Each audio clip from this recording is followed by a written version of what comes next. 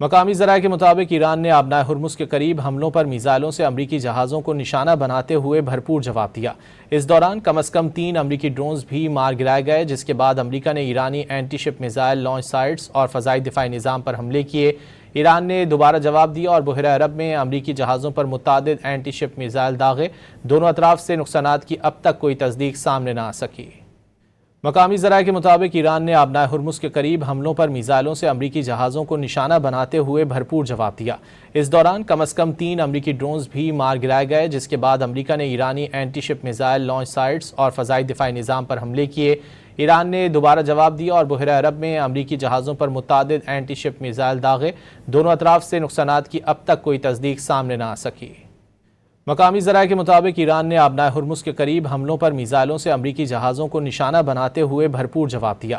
اس دوران کم از کم 3 امریکی ڈرونز بھی مار گرائے گئے، جس کے بعد امریکہ نے ایرانی اینٹی شپ میزائل لانچ سائٹس اور فضائی دفاعی نظام پر حملے کیے۔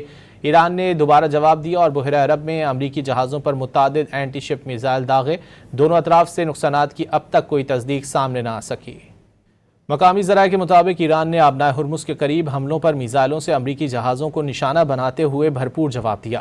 اس دوران کم از کم 3 امریکی ڈرونز بھی مار گرائے گئے، جس کے بعد امریکہ نے ایرانی اینٹی شپ میزائل لانچ سائٹس اور فضائی دفاعی نظام پر حملے کیے۔